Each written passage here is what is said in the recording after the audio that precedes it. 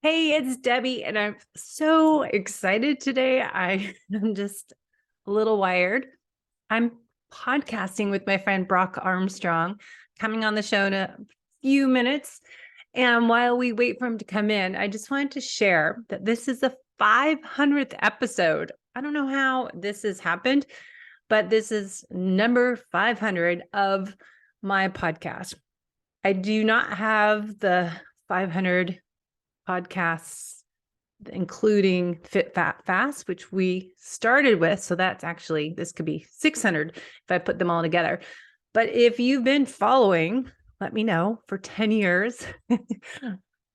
If you remember, we started this podcast with John Smith, and I did Fit, Fat, Fast. John Smith was the originator of the podcast, asked me to co-host. He used to have Garden Variety Triathlon Show. And then he decided, oh, vegan does not work for me. I'm going to start eating more fat. So over 10 years ago, maybe 12 years ago, we started working together podcasting, and he came up with the word or the name title, Fit, Fat, Fast. Eat fat to burn fat and to fuel your performance for endurance sports. So then we got into triathlons and endurance training, eating more of a higher fat, low carb diet before it was even really called keto. And I was doing metabolic efficiency testing way back then, started actually in 2005, and started talking about metabolic testing and training by heart rate, getting your body to use more fat for fuel, as we have 40,000 calories of fat for fuel and 2,000 calories stored, glycogen storage. So we really got into that. So Brock is here. We'll talk about all that and more. So get some notes out and bring out your questions afterwards for us. All right. I've got Brock on the show. I was just recording Brock a little intro, and I don't know why I'm just so excited, and not nervous, but just like going back in time, and I feel like I had too much caffeine, and I haven't had any caffeine yet. So it's just a natural high post-workout, though. I just did a really good workout, so maybe that's it. Me too. Brock, welcome. Thanks. Yeah, I went down to the beach, I do 1 kilometer walk, then I go into the water. It's still like 6-7 degrees, so like 40 double and add 30 degrees ish. So only staying in for like 10 minutes now, but that's more in my 20 seconds. But over in like March or February, it was more like I was staying in for like 5 minutes tops. So it's getting there. Soon I'll be swimming properly, but then I did my workout too. Now I'm having my coffee. So nice. Post-workout, folks. Yeah, I just said that I was trying to drink mine because my new goal is to get my protein and, well, I don't really have many carbs, but protein, creatines in here with water and a little bit of carbs with my mineral mix I use. But the 30 to 45 minute window post-workout for women, and men can stay up to 3 hours. But so I'm trying to make an effort like, oh, I better have something, because I can get busy from workout to having coffee and water to not eating for a couple hours. And I've been talking a lot about that on my show lately, which is kind of the point of our show today, 500th episode. Brock and I started. That's crazy. I know. Congratulations. I don't think I've ever done anything for that long. Well, it's kind of embarrassing because I'm not giant podcast, it's not like I'm Huberman Lab or anything, but I always say, follow your purpose and your passion and do what you love to do. And that's what I, keep doing this, because I just love to share information I'm learning and having guests on the show and just talking shop with people as yourself. But I think what I wanted to have you on the show today is go back, what we both have evolved so much over 10 years and in the world of our listeners are more endurance athletes and the aging athletes now, because we're all aging up after 10 years. And I was going to make a sad trombone sound there, but no, damn it. There's nothing wrong with aging. I'm enjoying my age. Exactly. I just was being interviewed yesterday. I said, I'm all about embracing the aging process and adjust how I train instead of blaming it and saying, oh, I can't do this or that because I'm older, but instead thrive and live the best life, the second half of life. So that's kind of my goal. So 10 years ago, I was going back in time Well, we started, I just was saying, the Fit Fat Fast podcast, John Fit, Smith Fat, Fast. started. And, you know, it's funny looking back at that how we were so ahead of the time. No one really knew, like Vinnie Tortorich on the show, and we'd have Maffetone and well, Jimmy Moore and other. Yeah. I think he's sadly in jail, but Oh, not a good I story. had no idea. I'll tell you later, but okay. There's so much has evolved in this kind of the low carb, metabolic flexibility, metabolic efficiency space since we started 10 years ago. And, you know, I used to explore these areas and doing the bulletproof coffee for hours. And we were kind of getting into fasting and keto without it being a termed keto and fasting. So what you were doing 10 years ago, I met you through Ben Greenfield. You were co-host. If everyone listened to Ben's podcast a long time ago, you were the sidekick on the Ben Greenfield podcast. And we met at the Superhuman Coach program. That was in 2013. And that's when my adrenal exhaustion started 10 years ago too. And so all this, it's just so much has gone from our competitive endurance world, doing Ironmans and being in that triathlon world and marathons and trail running to today. So just kind of where do you see 10 years ago, what were you into? And if it's training and the fueling and nutrition and biohacking, and what have you kind of really feel has changed? Yeah, well, right before we met, like for the couple of years, 2 or 3 years before we met, I was a coached, sponsored athlete. Like I Run magazine here in Canada was sponsoring me with Adidas, and I had 2 very prominent, one Russian, one Canadian coach. I had a nutritionist that I was working with, and I did weekly blog posts or weekly articles in the magazine and appearances on radio shows and stuff. So I was really like, without being a professional endurance athlete, I was kind of like living the life of a professional endurance athlete, except that I had a day job and was doing all that stuff that I know you talk about all the time on the podcast about, like hustling off to do your swim at lunch and then throwing your tie back on and stuff. So I was digging myself a bit of a hole there.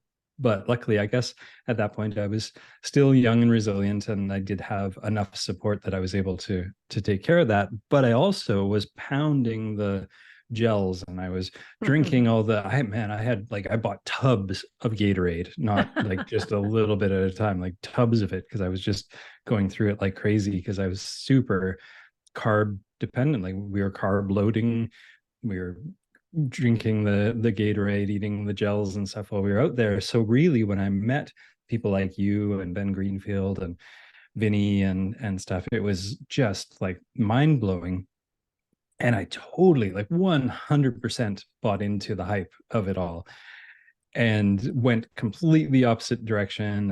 And like you said, like doing keto before it was even called keto, it was just like low carb or zero carb and stuff. And I feel like now, because of that, because of the extremes, I feel like I understand my body so much better.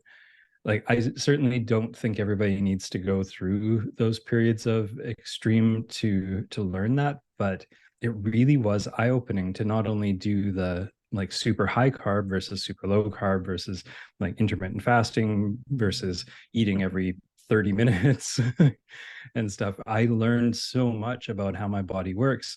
And I've kind of come out the other end. Like you said, metabolic flexibility is really where it's at, as it's not about just eating carbs or just eating fat or whatever. It's being contextual with what you're eating versus being dogmatic about what you're eating. And yeah, so like then when I moved into sort of the next phase of my life, which was much more focused on coaching other people, I was able to bring that knowledge of my own into that coaching realm and kind of blow some people's minds again, because that was so early. And yeah, we were ahead of our time, not as well as, I guess, thought spreaders, because we weren't necessarily coming up with these ideas, but I was really, and you and I were very much like just gobbling up the information and being like, did you hear about this new study? You got to know about this. So, and just lately, I've taken a big step back, and I don't want the podcast to focus on this, but I've given up my coaching practice. I'm leaving a few other sort of front facing things because I realized I was spending so much energy coaching other people. I was kind of letting myself sort of fall by the wayside, and I'm going to spend some time doing some self coaching and giving myself some self love, and see if I can live this second half of my first century on this planet a little more deliberately.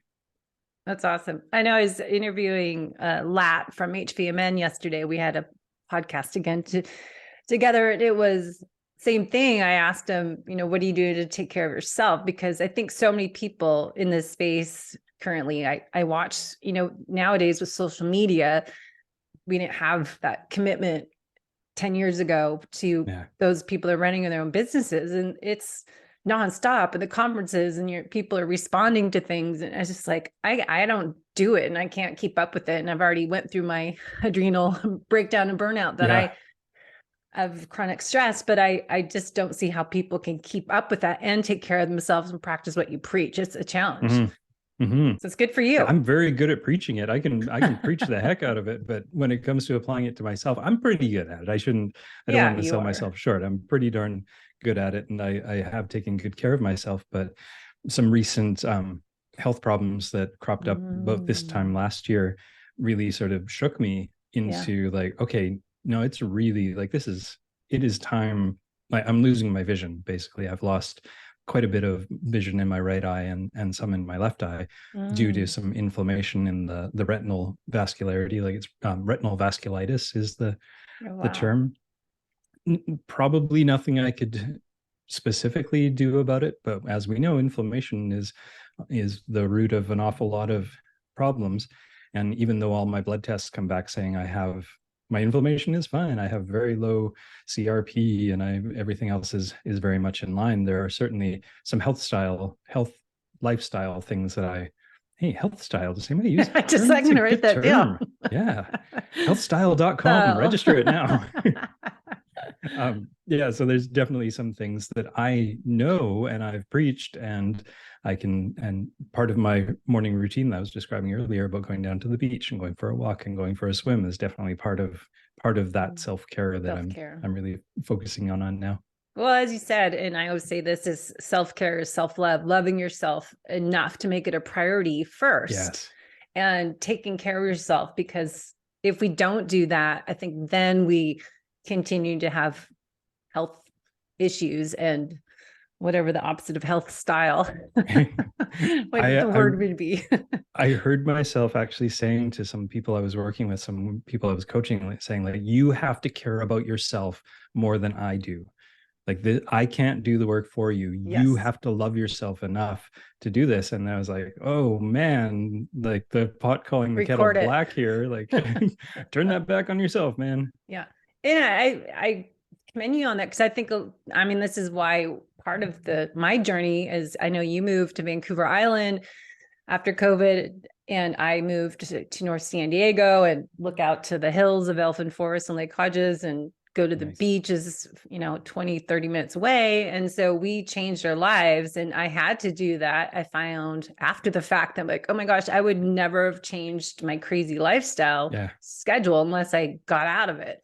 So we made the priority to take care of ourselves. But yeah, I think a lot of people struggle, clients that I have, it's like, okay, how do you put that oxygen mask on first is really essential. So with nutrition and exercise from, when we got into this 10, 15 years ago, well, even I say I did metabolic efficiency testing, which I'm going to start again. I'm excited to start Pinoy metabolic testing this month, but I did New Leaf metabolic testing in 2005. And then we started getting into the nutrition part. I think when I went to USA Triathlon certification, Bob Seebehor spoke, and he was talking about metabolic efficiency. I was like, wait, I know what you're talking about, and I understand it.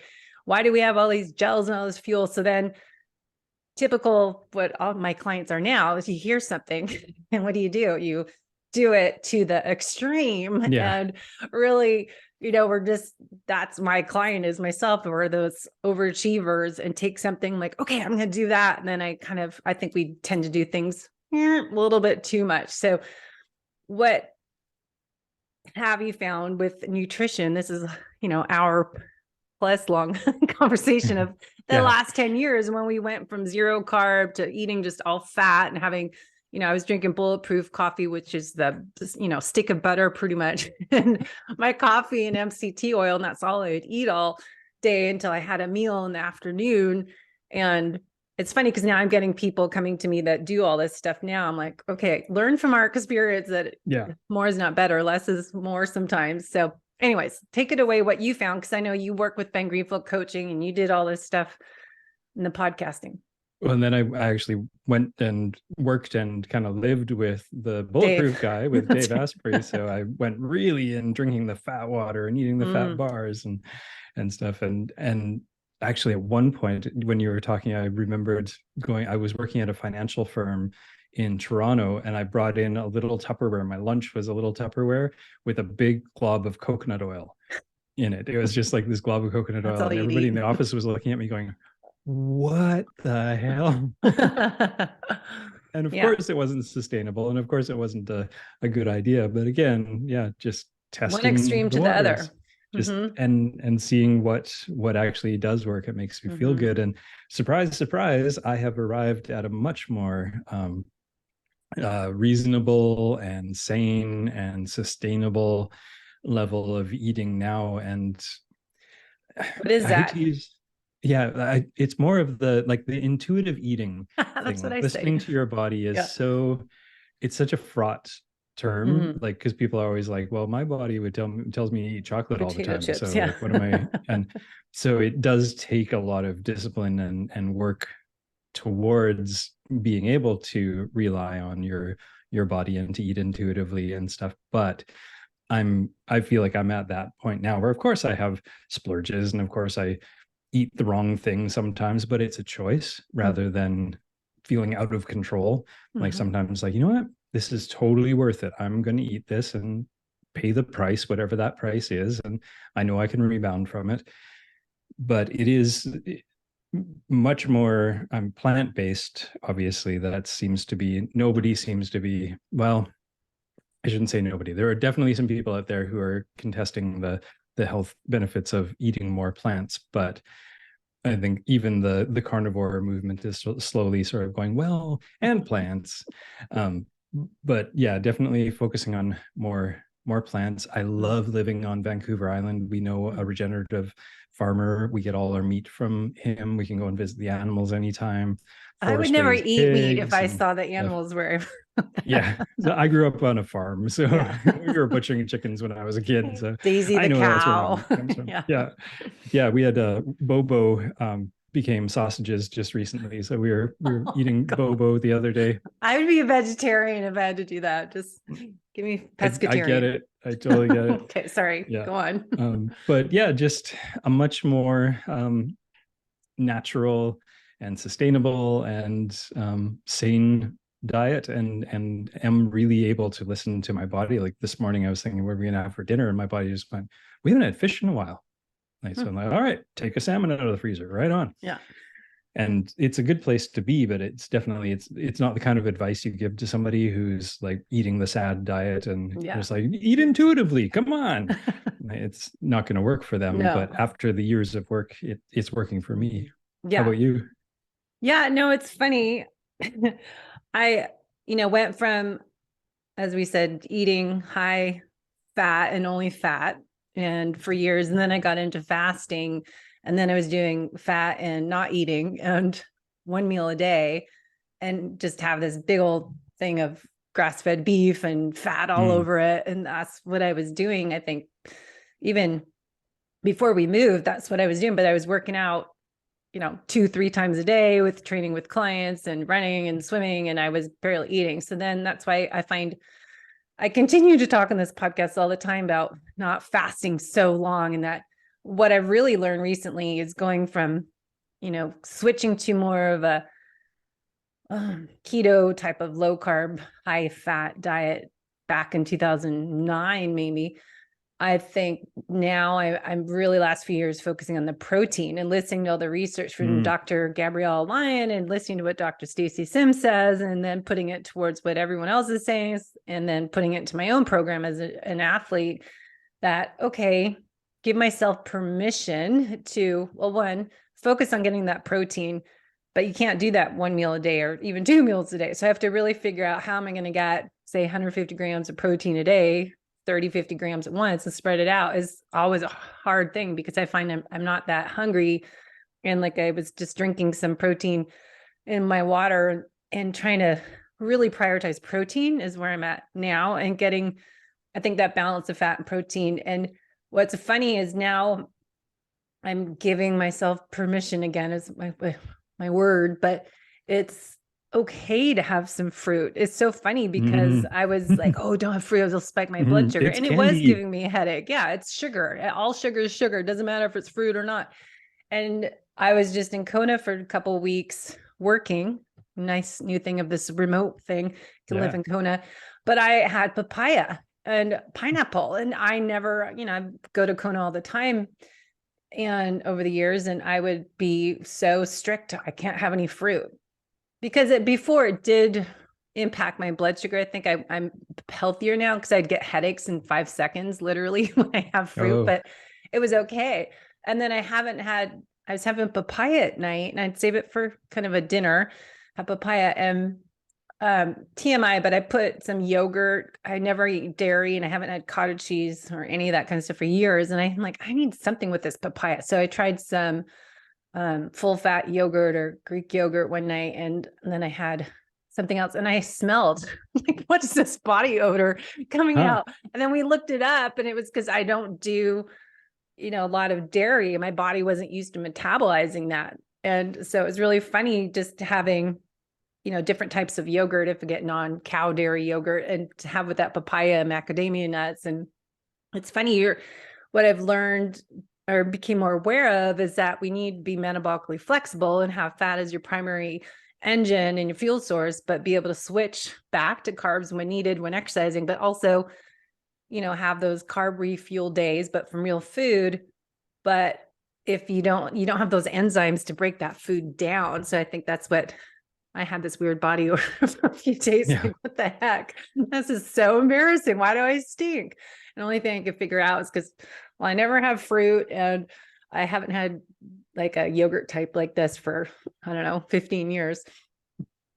I think you touched on something two things that are really interesting. I know both of us have used the continuous glucose monitors. And I learned quite a lot about how my body reacts to certain foods. And it actually made me a lot more willing to eat more of those higher carb things, because I'm like, oh, well, I handle that really well. Like, that's barely a blip on my glucose when I had my banana or an apple or something like that. But then there were other things that threw it way off, like oatmeal, which I just kind of had to just see what happened. And I was like, yep, that's what I thought was going to happen. But also, like, the whole idea, and this is something that's also evolved so much since you and I were first doing Fit Fat Fast back in the day, the microbiome, understanding how much and how important the microbiome is, and how we can actually work with it. And there was a time period, like around probably 2013, that people were saying, like, no fiber, we're eating too much fiber, we got to stop eating fiber. And now we're like, no, get the fiber in there, we need the fiber, your microbiome needs that fiber. So, like, we've it's really, the science has come full circle on that, and really the importance of eating a diverse diet, not just for us, but for those bacteria that are living inside us, has really, like, become a big focus of mine as well. Like, whether I want to be eating that stuff or not, I know the little bugs in my intestines need that. And they're thriving on that. And if I want to have a well-functioning brain, a well-functioning gut, a well-functioning system, I need to be giving those little bacteria all the things they need to thrive. So it's almost a bigger consideration than I ever would have thought back in 2013, of just like, eat the food, do the workout. Am I able to complete it? Go to bed, do again. Now it's like, okay, well, like what have I had recently? Like what's in the fridge that I haven't eaten in a few days? Like how can I get the maximum amount of fibers and fats and Mhm. nutrients into my system Yeah, and still enjoy it too. you got to enjoy it. And I think is that variation of everything is the word I hear all the time. Variation, Mhm. your workouts, your fasting windows, your food program, and just your strength training. It's always about variation and nothing all the time, doing the same thing all the time. I think it Yeah, makes a difference. specificity is really important when you were doing the things that we were doing like 10, 15 years ago. Like if you want to be a better runner and to like a really better runner, you need to run a lot. If you want to be a better swimmer, you need to swim a lot. If you want to be a better human, you need to do everything moderately. Everything, yeah, you need to Goldilocks. vary things all over the place. Otherwise, like we're really good at being specific beings, but that's not what we necessarily want to be in this part of our life anyway. Like Mm-hmm. I'm really looking after my mobility and my balance and my coordination and stuff. I've got osteoporosis, so I've got to be really focused Mm-hmm. on being strong and agile and maintaining my balance and stuff to be, as they call it, too fit to fracture. That's my new goal in life right now. Yeah. So, and that involves like, yeah, being varying things as often as possible Mm-hmm. instead Yeah. of being really, really specific. Well, going back to the nutrition part, I think part of that is, giving your body the right nutrients. And I think 10 years ago, 15 years ago, when we started getting into more of the low carb, high fat keto before it was keto, that it was forgetting about all the other things that, Yeah. as we found, it goes one area to another because now everyone's going more carnivore and just eat meat and organs only, don't have the plants. And now it's just, I always laugh. It's just, I never want to get on board and say I'm strict keto or strict carnivore. It's just, finding the plan that works for you, that balances your blood sugar, that's real food. Avoid all the white devils, the white sugar, the white flour, vegetable oils, all the processed stuff. And then it comes down to eliminate all the garbage. Just eat food, like you're saying, from the land, from what's locally grown and what's in season, and have it prioritizing your protein. I think that's just easy way to think of it, instead of giving it a title that's going to be, eat only this, eat only that.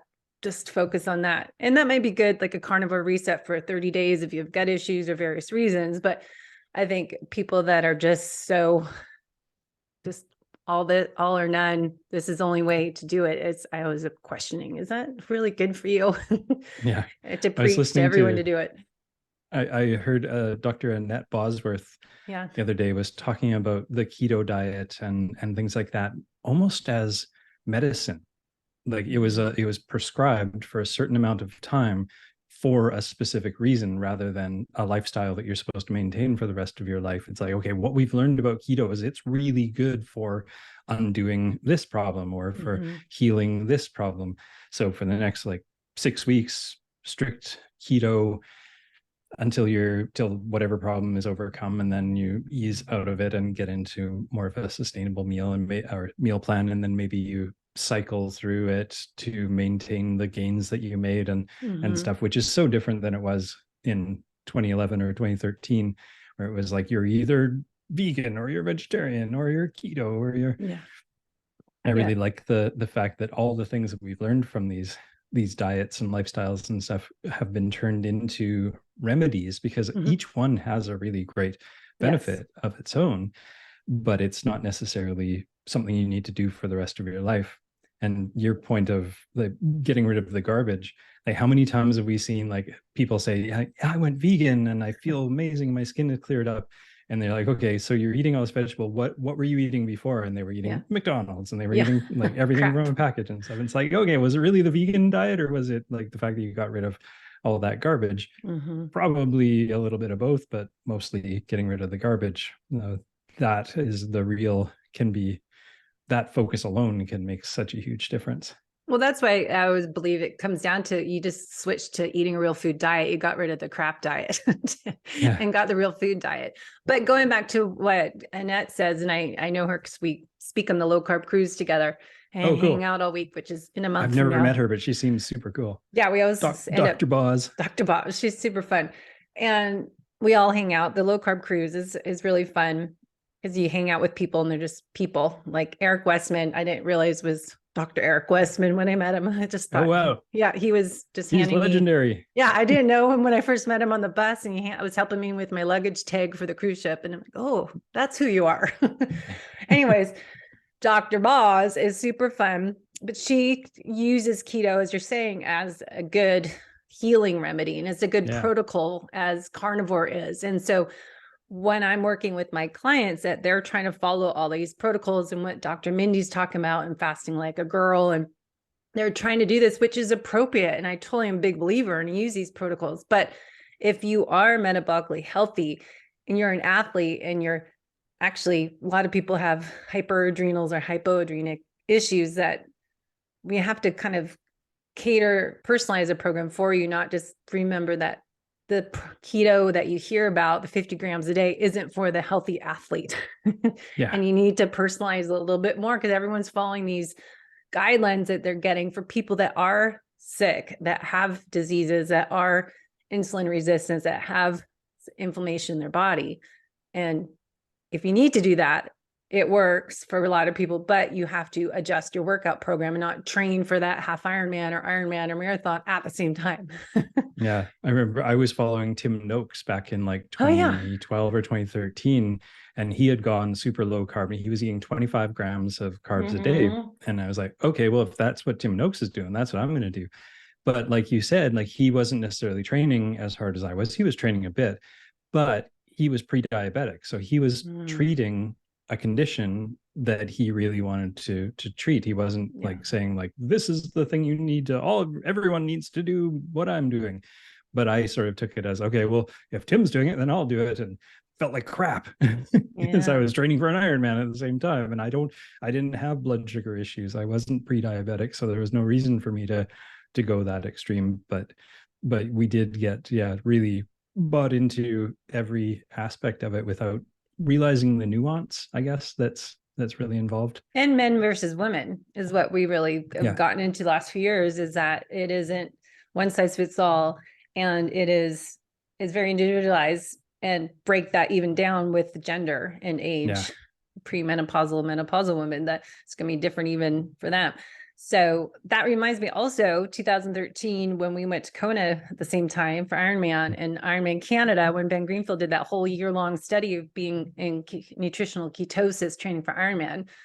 Do you remember any big things that he learned? I knew he had a hard time in Ironman Canada. I went with him to the IV tent afterwards and then figured it out with Peter Attia, which is, he's grown a ton since then. But what do you remember from that year because that was kind of early on when people are doing that ketosis for endurance athletes?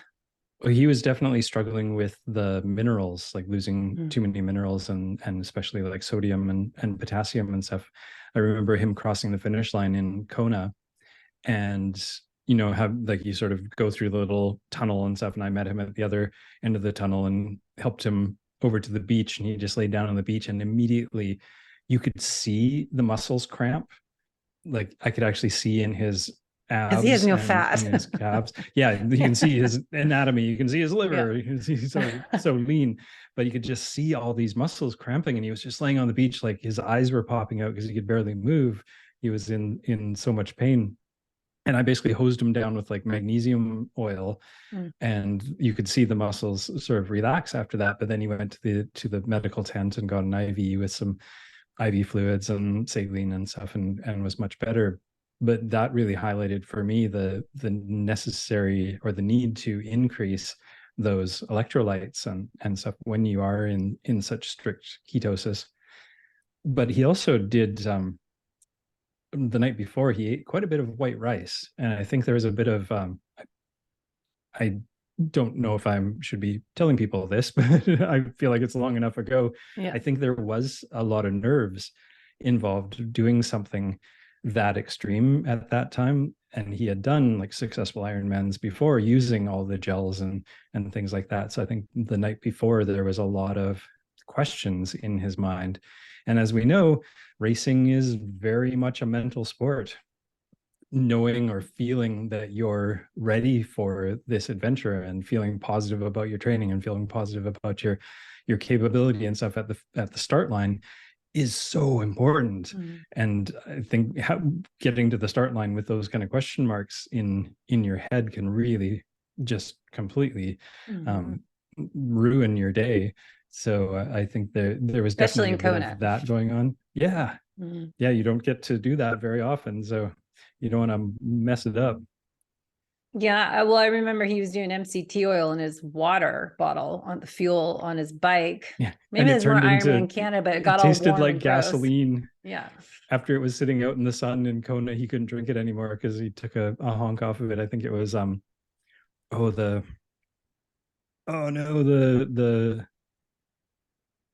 resistant starch people. Oh, you can mixed with some MCT oil. That's right. I remember and that. As it got hotter and hotter in the day, it just turned Not into, like good. he said, it tasted like gasoline. So he ended up drinking some of the on-course fuel anyway, because he couldn't stick to his plan. And so that's what they kind of talk about, the train low, race high, is kind of what he was almost doing back then. Yeah, sort of not on purpose. Yeah. And nothing new race day, people, but he, training low carb and then adding in, he was doing a study. Is that part of the faster study that they did it for the whole year? I don't think it was part of it. Oh. No, that was just sort of, he did that. I think it was at the beginning of the year, but it wasn't in conjunction with it at all. It was just sort of an extension of his own tests. Yeah. And that's what, side note, I'm excited to start doing this Pinoy metabolic testing cart again. And on people, because you can do it fasted, and they suggest fasted, but then, test out what fuel plan you do before you normally train and race, and figure out what your zones are and what your metabolic fat crossover point is, and all your different markers. That's something I never did. And I'm always kind of, it would be dumb to do it now. I can bring it with me. Okay. We'll do it in August. I have it. It's in a suitcase. It's right over here. I can pack it with me to Vancouver.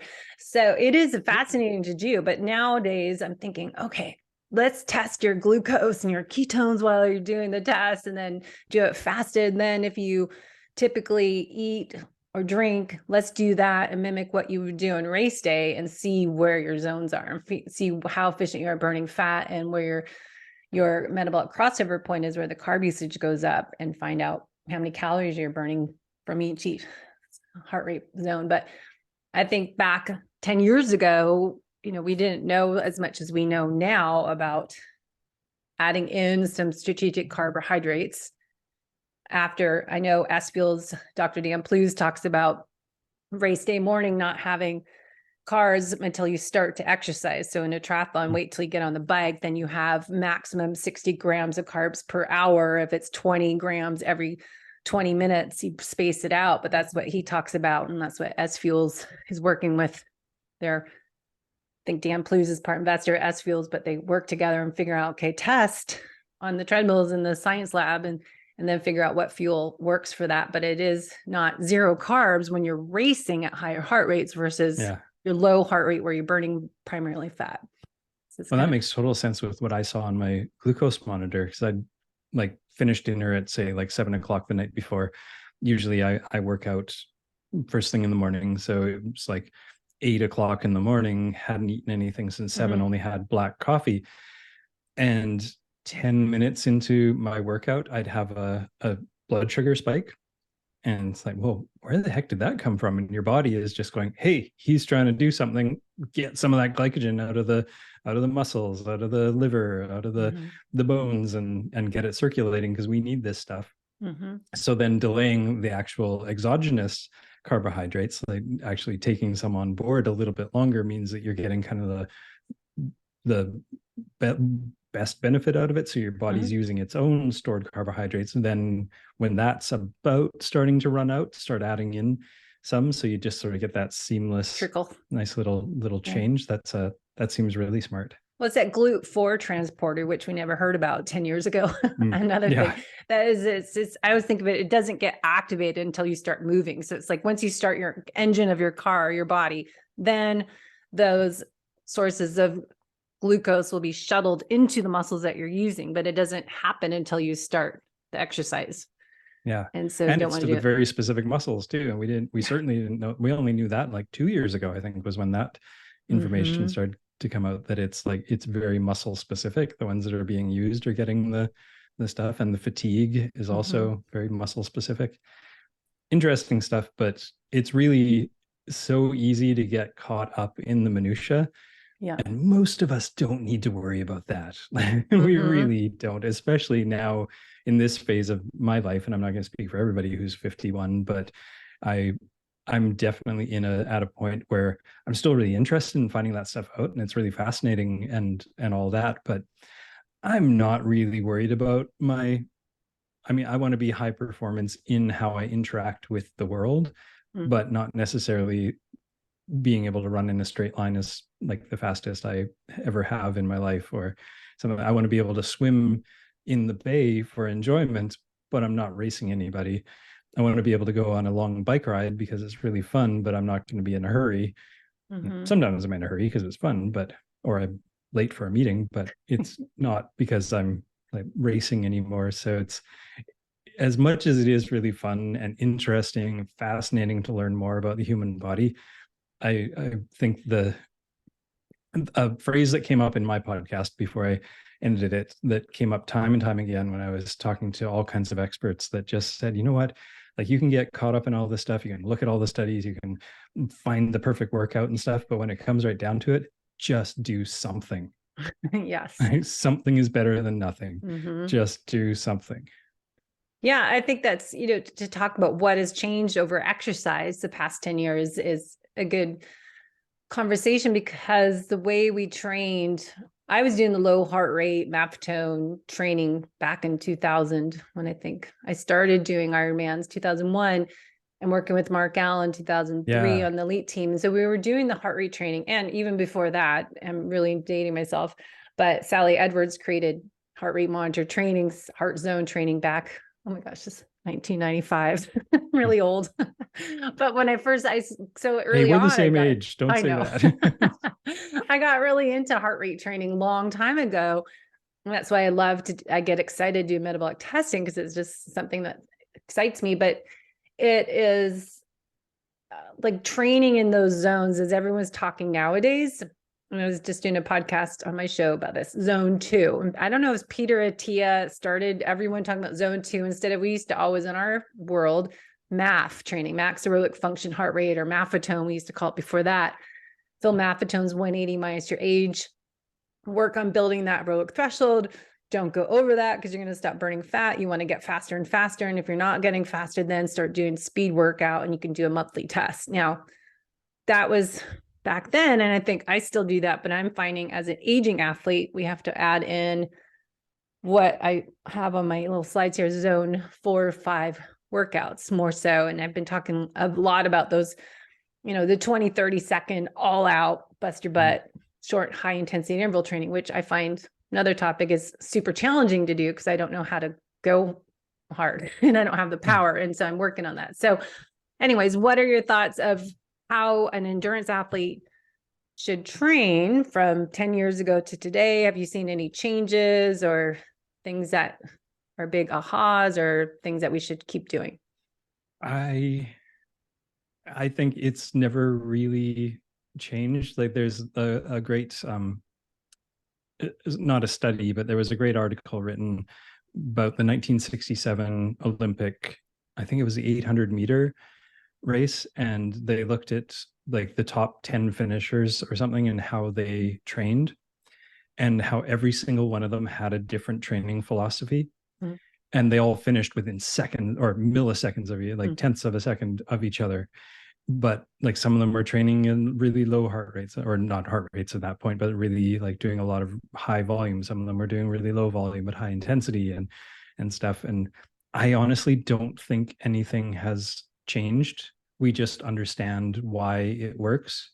More genetics? You think getting genetic reports so you know how best to train for you? My genetic reports are so conflicting. Mm. Like one tells me that I'm built to be a power lifter and the other Yeah. one says I'm an endurance athlete. And I'm like, I well, have had how that. can that be? Like that's, and it's the same company with the same report giving me Mm. these conflicting pieces of information. So I think we're getting there. I think the genetic stuff is getting a lot more accurate and helpful, but it's not there yet. Mhm. I just think like so again, getting back to the mental game of it all, like so much of whether we succeed or whether we thrive or whether we enjoy ourselves and that'll make us thrive really depends on our personalities and what else is going on in our lives. That like for me, the best I ever succeeded at any endurance sport, I was doing strict pace, like no heart rate, no question marks, no anything. Like my Russian coach would say, do 4 800s at this pace, then 6 1500s at this pace. And like it was all just get shit done. And it worked. I was the fastest I have ever been doing that. And I've tried doing the MAF training and I hated it and I didn't get faster and I just was mad all the time. And that's no fun. And so I think it really is personal and we need to kind of like diet. Like you need to figure out what really works for you. Yeah. And so much of that is, I don't want to invoke the word placebo, but it's that same sort of mindset of like, we're finding that even with physicians, if you don't agree or feel comfortable with a doctor, your outcome won't be as good, even if you're being treated exactly the same way. Like we are more than just our input, like our feelings, our surroundings, our emotions, everything is involved in all of our biological responses to things. And I know I'm getting a little woo-woo here, but I really believe that's such an important thing to keep in mind. It's not just like science says that I should be doing this. Yeah. It's okay, well, science may say all kinds of stuff, but do you like it? Does it feel good? Is it actually working for you? Do you want to do it? That doesn't only affect the sustainability of the program, but it affects the outcome for sure. The thought too is that, listening to your body, we have all these biometrics now. Our Garmin has all this stuff that I don't even know how to my use. Apple overlord. Yeah. My Aura watch, but I just got my heart rate monitor battery fixed and I haven't been wearing it for so long. And it's fascinating to actually hook it on for my workouts instead of just using the watch. And I was just using a Timex stopwatch for the last 6 months. It was kind of nice. I found not knowing how fast or slow I was and not knowing my heart rate, just going by feel and just going, I'm just going to go out for 45 minutes and just focus on that. Or maybe I do speed workout by time and not have the stress of, my God, am I so slow and what's wrong with me? And Neil's so fast and what's my deal? And just enjoy it. I found that was just so much happier place and fixated on all these numbers. But anyways, the last 10 years with we had heart rate monitor and we had Garmin's that were like a size of a phone. Took up your whole wrist. My first it was a big block on your watch 10 years ago. So they've changed, but now we did heart rate variability and we actually did that kind of at the Superhuman Coach program, looked at heart rate variability, was kind of the beginning of that when I started using with Rhonda. So what have you found over 10 years with all this biometrics and leading to biohacking and stacking the hacks and all that stuff? What have you found, any things that's like stands out in your head of that worked or didn't work or that was crazy waste of time? Amazing.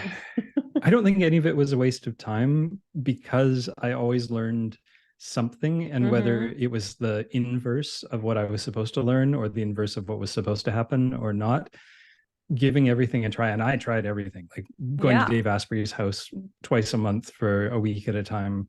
I did I did the altitude training and I did cryotherapy and I took all the supplements, and honestly most of it gave me diarrhea or did nothing. It was kind of, the outcome was one or the other. It's like I'd go, well, meh, or I'd be covered in hives, or I'd be running to the bathroom or something. So honestly, I don't do any of that stuff now. I keep an eye on my HRV, just sort of as just to see where I'm at, really. I don't stress out about it, and I only sort of glance at it. Look, the Apple Watch is really nice because it just sort of does it on a rolling scale. You don't have to sit down and do something. And I think that's really important too. We used to, with HRV, I used to strap on my strap and I'd lay in bed and I'd do deep breathing and stuff. And that's such a, now I look back, I'm like, well, that's not going to give you an accurate picture of where your nervous system is. You just sort of artificially, actually, and this is interesting. I noticed I could artificially give myself a really, really high HRV score. I sneezed once while I was taking my HRV and it went through the roof. It was like 120 or something. I've never gone into triple digits. And I was like, well, that's crazy. So then I started fooling around with different breathing rates and I realized I could totally manipulate my HRV for that reading, for that particular session. And that was a real eye opener for me. Like, if you really want to get a snapshot of where your nervous system is, it needs to be looking at it when you're in traffic, on a Zoom call, working on your computer, going for a bike ride. It needs to be looking at all the different times. So I think that's something I do still keep an eye on. Heart rate during exercise, I do, but that's not really biohacking or anything. I've tracked my sleep, and I think that did more harm than good. It stress you out? Yeah. It can undo a seemingly, like, you wake up and like, what a good sleep. I feel great. And then you're looking like, oh no, I only spent 5 minutes in deep sleep. And then your day's ruined. Even though it probably was absolutely fine. And the inaccuracy of all these devices too is really, like, sleep tracking needs to be through EEG. Like, they've got to be measuring your brain waves, not something on your finger or on your wrist.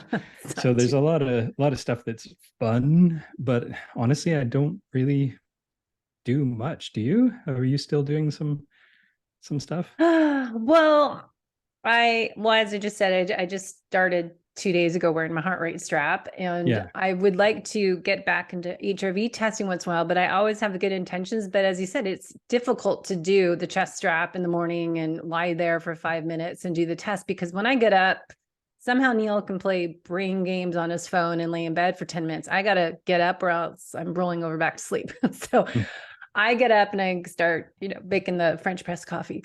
That's my role. And I will start.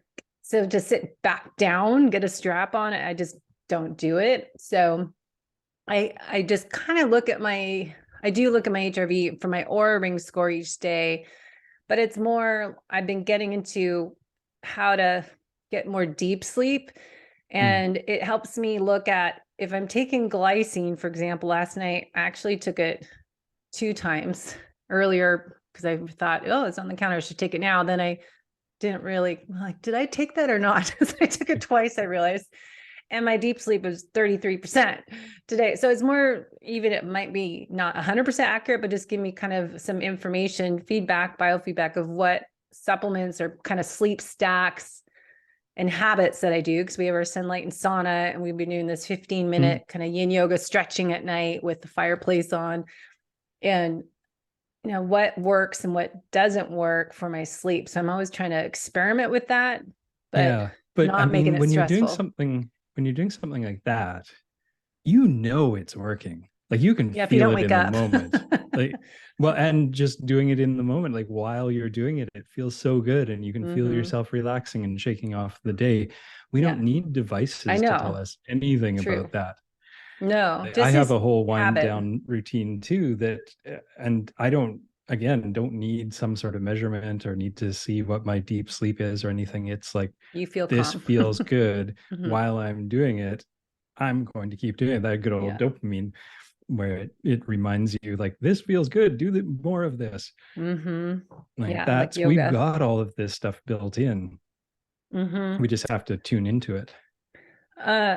One other thing with the metrics, going back, I wrote down what you're saying about, tracking things, and we're talking about heart rate, but have you found, do you still bike at all? If you look at watts versus heart rate, or use both?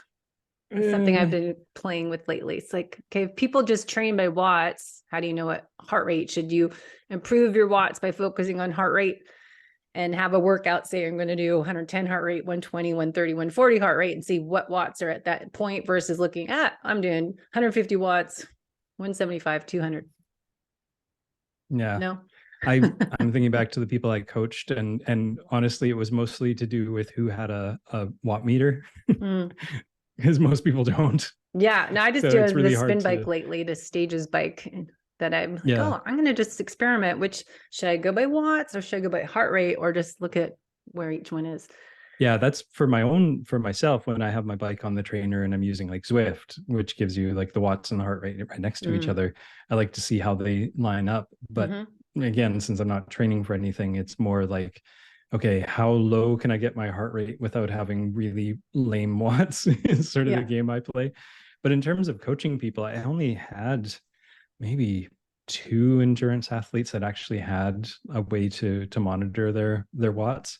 So heart rate is just so much more accessible because pretty much everybody has a Fitbit or a Garmin Hmm. or an Apple Watch or something. So Yeah. Nowadays. I think it's often it comes down to that Hmm. rather than what's going to be the most effective, because it's kind of splitting hairs, I think, Yeah. at a certain point, whether you're going to get like a 0.01% boost if you focused on watts instead of heart rate. Really Yes. is like, are you getting out and being consistent with your training? You're going to improve. So let's not get too caught in the weeds. So I know we're going to run out of time. So we'll be cautious of your schedule, your time. But the other thing is, I think a lot of people are fixated on is ketones. And Yeah.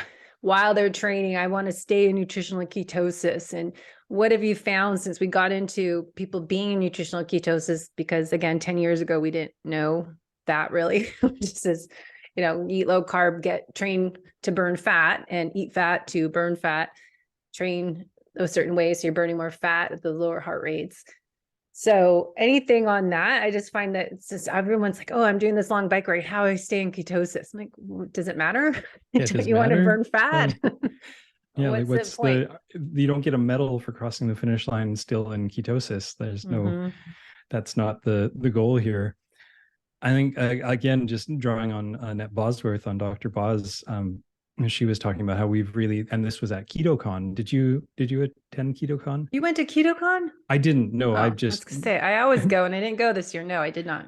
I was in my supposed to. role as fly on the wall for so many people's videos and audio and stuff, as a AV technician, I get to see stuff that I don't necessarily get to be at. Oh. But I saw her talking about how, like, walking the floor in KetoCon, there were so many packaged foods that were all keto friendly, and they're all like keto cookies and keto brownies and stuff, and how she feels that, and I shouldn't be putting words in her mouth, but this is generally what I took away from what she said.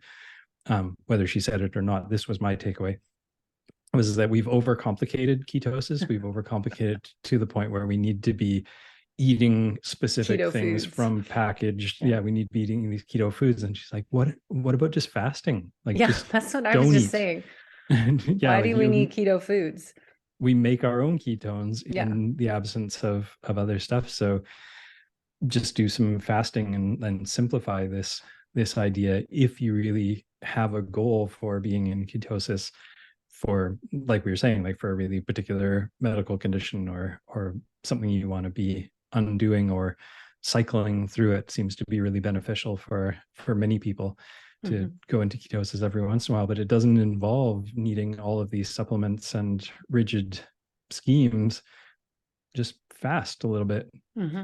Doesn't even have to be that much. You don't have to do a 72-hour fast. Yeah, I was just gonna say, you might want to add in too how long is necessary, because that's what my clientele that are coming to me, they're all doing excessive fasting. And if you go back to what we've learned for athletes and what Ben Greenfield said, I have this, he did a Dr. Pompa seminar in 2019, and he was talking about fasting benefits, fasted exercise, but it was, zone 1, maybe zone 2 exercise, not hard. And go for a walk. Yeah, go for a walk. You can do fasted, but if you're going to do higher heart rate, or if you're going to work out twice a day, if you're going to do a hard workout in the morning, look at what you ate the night before. And then, Dr. Stacey Sims talks about women are different than men, eat a little bit of carbs pre-workout to get their body actually to burn more fat. So it's so much information there, but so many people think, because they're listening to the non-endurance community, I think that we need to be in nutritional ketosis all the time. They don't want to break that while they're working out, and they don't realize that, I'm going off track, but it was about fasting too long, that we say 12 to 15 hours is plenty for athletes. And you listen to Rob Wolf, you get the benefits a lot from exercise in itself for cell autophagy and having some coffee. Yeah. And then the fasting 12 hours, isn't that enough to create your own ketones, because your glycogen gets lower down that when you're not eating, and your body starts to search for fuel, and it'll make ketones, and you'll get nutritional ketosis by just your body's own innate intelligence, that you don't need to have keto packaged foods to be in keto. Yeah, I think Dr. Mindy Pelz did an excellent interview with Misha Tate, the MMA fighter, and she basically walked through the entire like menstrual cycle, or like the cycle in general, not just menstruation, but the whole cycle, and looking at like which times different hormones are dominant and which ones require more carbs or lower carbs, and really like figuring out when to fast for optimal performance. Like Misha Tate is obviously like she's fighting again this year, even though she just had 2 kids. Like she's super badass. So we don't need to train like her, but it was really interesting to hear that not only is it conditional or contextual to the workout, but to which part of the cycle you're in, and stuff. And it's really, really interesting. But at no point was there, and this is the time to pound the keto brownies. Yeah.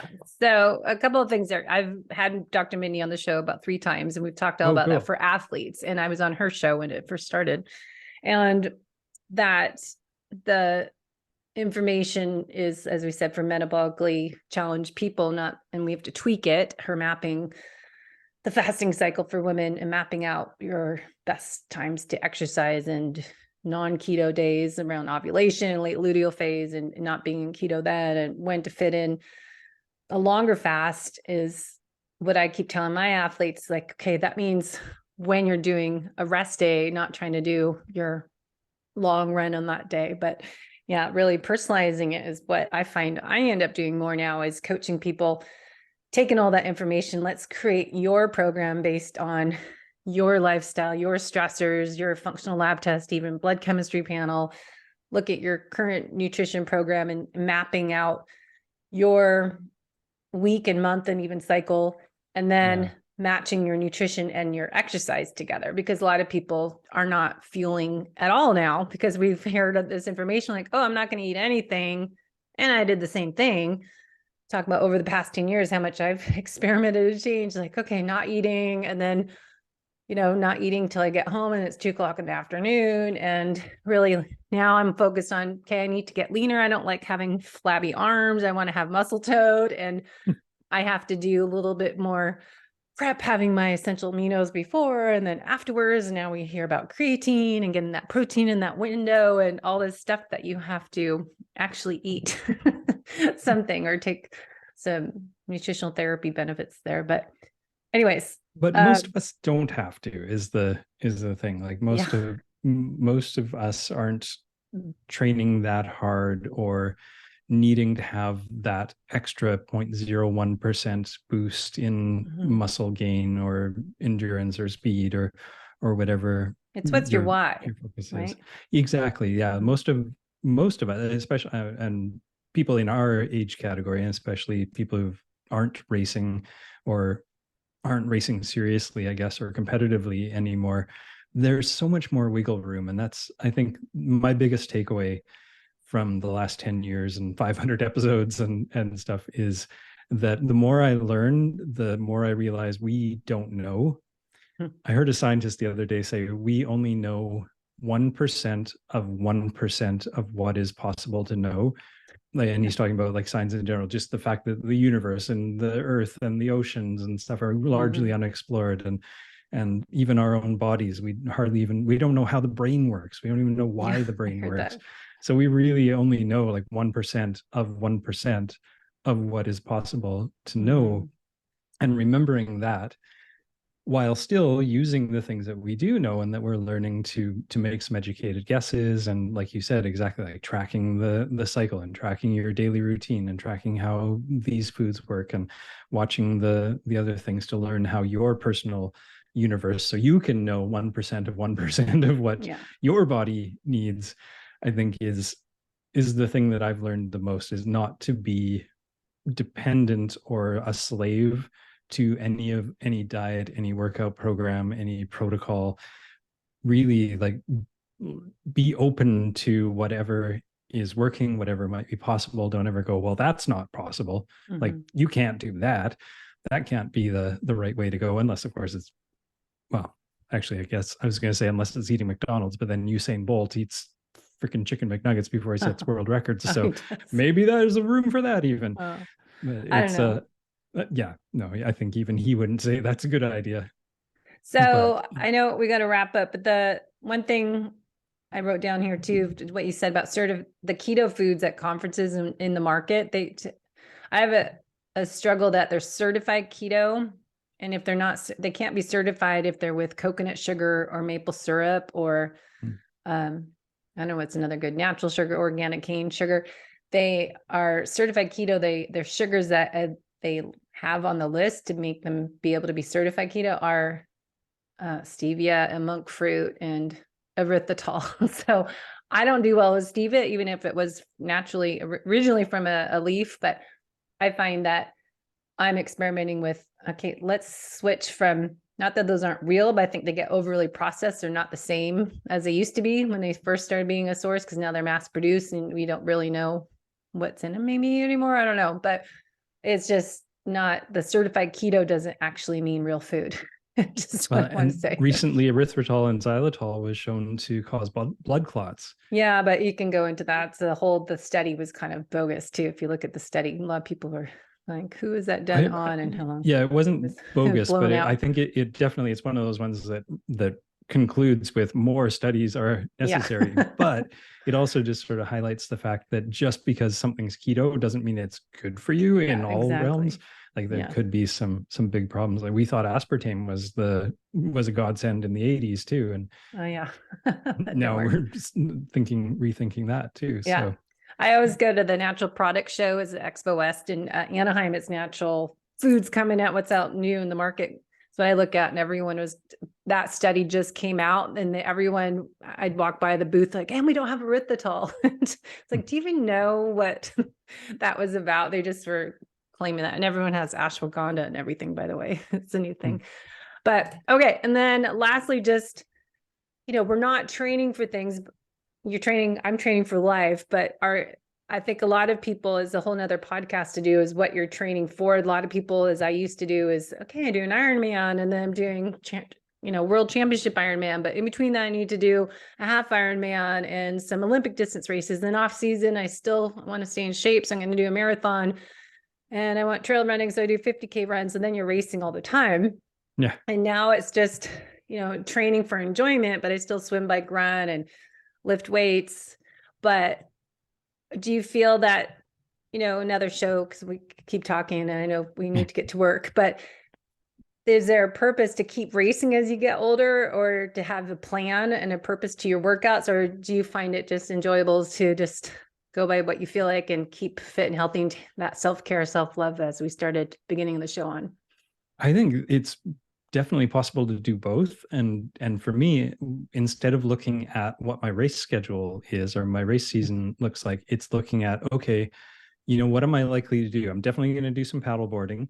I'm going to go up to Comox Lake with my buddy Dan, who do some paddle boarding. We're going to do some cycling. I love to swim in the ocean as much as I can. So the race schedule gets replaced by the activities that I know I'm going to want to do, like at the drop of a hat, like a sunny Saturday morning when we go, let's climb Mount Benson. Like, yeah. So I want to be ready for that. I don't want to have to think like, oh, am I in good enough shape to climb Mount Benson? Like, yeah, that's my default. I'm able to do that. Am I able to go paddle around Lake Comox? Yes. So I think you can have that self-love and be paying attention to your own needs, not have to schedule out your entire season and have these races that cost God knows how much money these days. Like some of them are hundreds and hundreds, thousands of dollars to race in, but still have your goal activities in mind that you are training for, which really is motivating. Like if you know why you're doing this workout, it's like, oh yeah, I'm doing upper body strength because paddleboarding. Like I need to have that core strength and the shoulder strength to paddleboard well. It's a lot more motivating and easy to do that workout than to just be like, well, I should be doing something, so I guess I'll do this. Instead, it's like, yep, okay, paddleboard morning. Okay, nope, gonna do some cycling today to keep my legs ready because it's spring and we're gonna be going out on the bikes more stuff. I think that's the way that I approach it these days, is like being very specific with what do I want to be able to do now and going forward. Yeah, love that. Well, that's a great place to stop because I know we have to get to our jobs that pay us and get to work. And this is our fun job. And you're not podcasting anymore, but you're doing social media. Where can people find you to see what Brock's up to? I'm trying to stay off. Nowhere? Well, I'm not even trying. I have been forcing myself to be on social media for so many years against my own will that Me too. The only thing, what I'm doing right now is I've gone full circle back to actually when we first met, where I was working for, like I was producing podcasts for all kinds of people. That's what I'm doing again now. So I guess if anybody's looking for an AV technician for digital media, they can find me. Frozenpuck.com is my shitty website. I really need to redo it, but I'm too busy to redo my own website, which is a good thing. But yeah, I'm back to those days where I'm learning lots and getting paid a lot more too. There's a lot more money in doing that. I know people don't get that we do this. You don't really make our level, my level of podcasting is doing it because I like to do it. I lost so much money podcasting. I know. I was just like, money. Can I not have all these fees? People don't get, you have to pay for hosting site and the editing and the show notes and blah, blah, blah. So it's out of love. I've done this for 500 episodes. So thanks for sharing this episode with me and talking shop and what has happened in our worlds in the past 10 years as endurance athletes, but now focusing on the aging athlete and improving the aging process, living our best life, the second half of life, as we should. Thanks, Brock. Thanks, Debbie.